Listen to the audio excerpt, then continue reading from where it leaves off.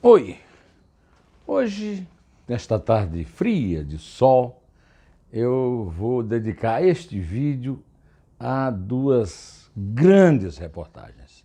A primeira delas é da revista Cruzoé, do site O Antagonista. Eu tenho falado há muito tempo sobre a amizade de infância que está surgindo entre Jair Bolsonaro e José Antônio Dias Toffoli. Mas o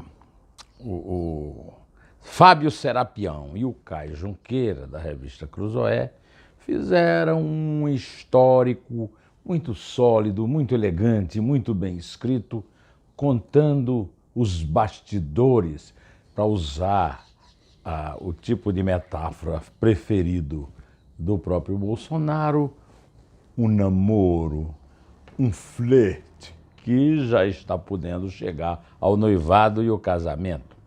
Basta ver o pronunciamento que o Bolsonaro fez a respeito dessa infâmia, dessa ignomínia, dessa safadeza que foi feita pelo Rodrigo Maia ao aprovar uma lei contra o abuso de autoridade, apenas contra juízes, procuradores e agentes policiais, para acabar, para demolir, para desestruturar o combate à corrupção no Brasil. Aí sabe o que é que o Bolsonaro disse? Ele faz memórias dele mesmo e diz: eu fui acusado de estímulo, de incentivo ao estupro.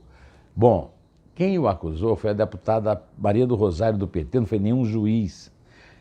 Ele não pode se queixar, primeiro, a não ser dele mesmo, de ter feito uma piada sem graça, deselegante com a mulher, quando disse que ela não merecia ser estuprada por ele.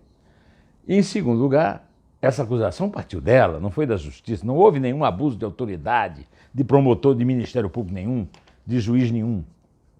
Depois ele se corrigiu quando ele disse que foi réu, ele disse assim, quase réu, quer dizer, ele passou a se comportar para se preparando para não vetar totalmente essa lei absurda que ele tinha a obrigação de vetar se ele tivesse algum compromisso fiel e leal aos 57 milhões e mais de 700 mil eleitores que votaram nele e mais a todos os cidadãos brasileiros de quem ele é presidente. Ele é presidente de todos os brasileiros e não podia aceitar uma safadeza como essa do Rodrigo Maia. Mas ele já apareceu com essas histórias bastante pouco críveis, né? Pouco verossímeis. Outra história é que a Receita persegue o irmão comerciante.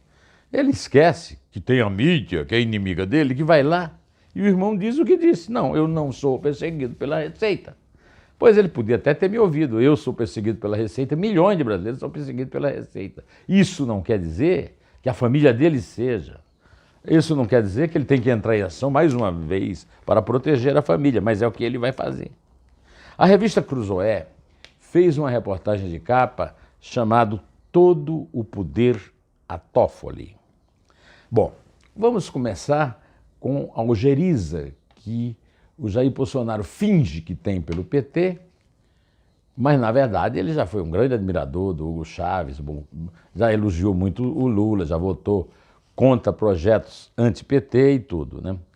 E agora, uma figura que mora no seu coração é o José Antônio Dias Toffoli. Quem é José Antônio Dias Toffoli? Eu já falei isso algumas vezes, mas eu vou repetir agora com mais detalhes para você ver como é contraditório para elogiar, né, o Bolsonaro.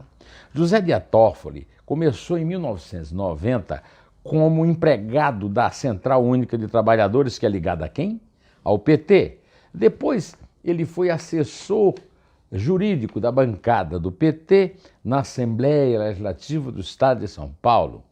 Aí foi chamado para a Câmara para ser assessor jurídico da Casa Civil do José Dirceu. E ele foi também assessor de uma secretaria da Marta Suplicy, no PT, na Prefeitura de São Paulo. Aí ele foi nomeado pelo Lula advogado-geral da União. E em 1999 se tornou o mais jovem, ou seja, o futuro mais promissor, porque ninguém perde emprego no Supremo, e ele logo, logo vai ser o decano, e vai ser por muitos anos, né? O ministro mais antigo, por muitos e muitos anos, amém.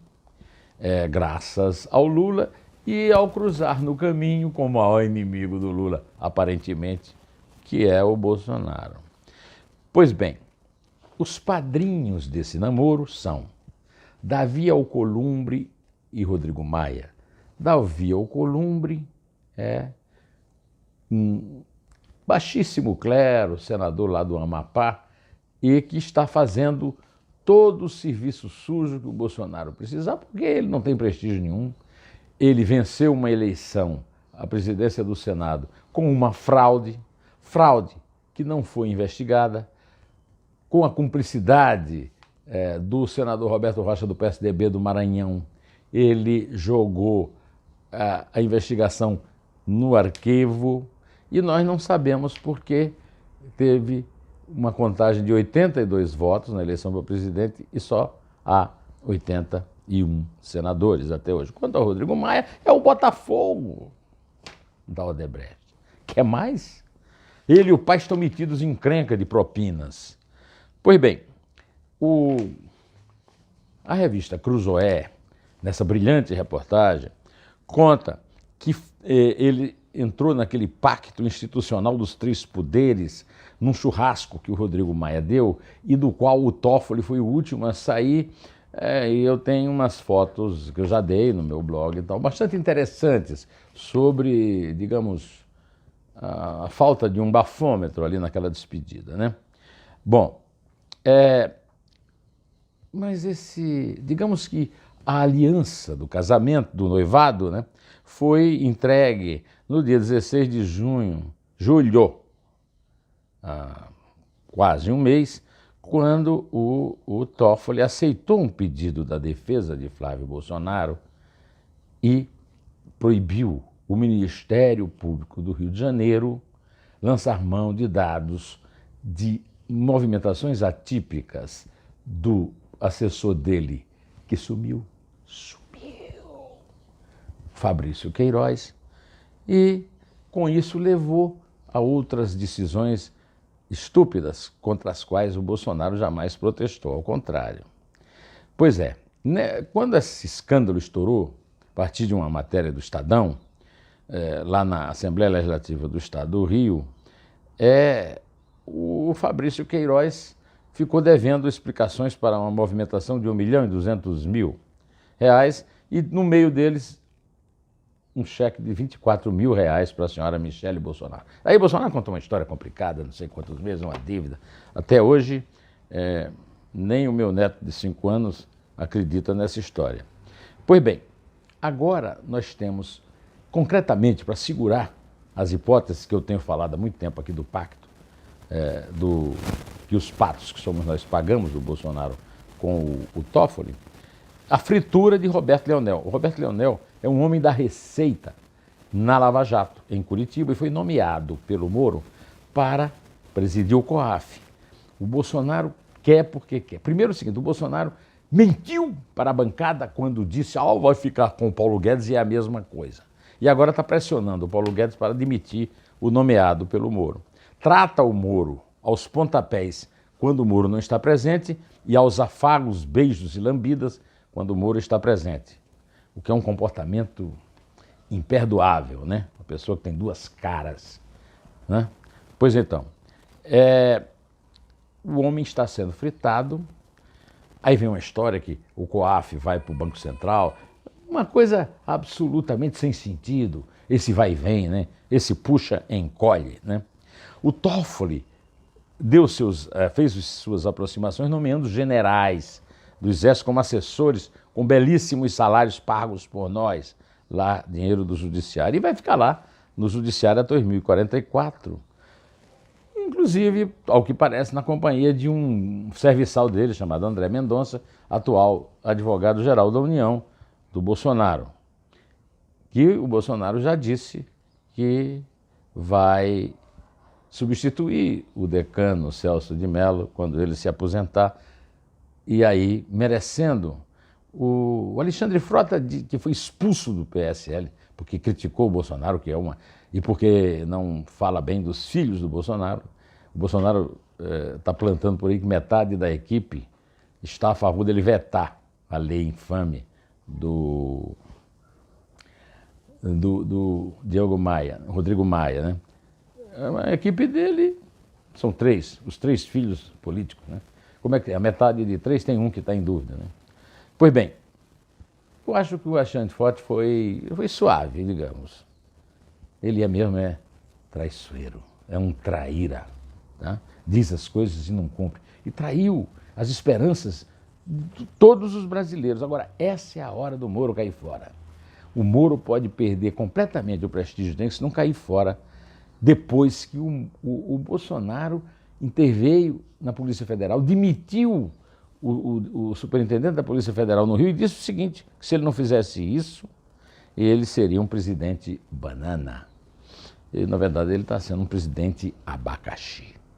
Eu falei também para você da delação premiada do Palocci, da reportagem do blog do Fausto Macedo no Estadão, e é uma reportagem que esclarece definitivamente, primeiro, que há sim, uma caixa preta no BNDES. O Palocci fala disso. Usavam BNDES no tempo do PT, de 2002 a 2014, para encher de dinheiro os cofres do partido. E mais, eu vivo aqui denunciando desde sempre que esse negócio de doação eleitoral é tudo fantasia de propina, disfarce de propina, máscara. E aí o Palocci chegou e contou isso tudo num conjunto de 333 milhões e 600 mil de propinas para o PT. E aí, para completar, né, essa delação do Palocci conta também como é que foi que o Marcos Tomás Bastos acabou com a Operação Castelo de Areia, o que está sendo repetido agora por Gilmar Mendes, Toffoli, com a cumplicidade silenciosa daqueles que no Supremo dizem que não são garantistas, que querem o combate à corrupção, mas estão todos caladinhos, e do senhor Bolsonaro. Eu estou esperando o que é que o Bolsonaro vai fazer com essa lei que ele tinha que vetar toda. Se vetar um artigo ou outro, estará enrolando ou querendo enrolar alguns que ainda se deixam enrolar por ele. Ou veta todo, e aí mostra que tem realmente compromisso com o combate à corrupção, ou então não venha vetar um artigo ou outro para enganar quem pensa que ele ainda tem qualquer ligação com o combate à corrupção. Essa reportagem do Fausto Macedo, da Pepita, e do pessoal de Brasília, lá do blog do Fausto Macedo, é uma reportagem histórica, porque ela mostra completamente uma coisa que muitas pessoas têm dito, parece radicalismo, mas não é. O PT é uma organização criminosa. Quem diz isso não é o inimigo do PT, é Antônio Palocci, que foi ministro da Fazenda do Lula, defenestrado por corrupção, chefe da campanha da Dilma, chefe da Casa Civil da Dilma, de que foi também defenestrado por corrupção, e sabe como é feita essa corrupção no PT. É o que temos para hoje.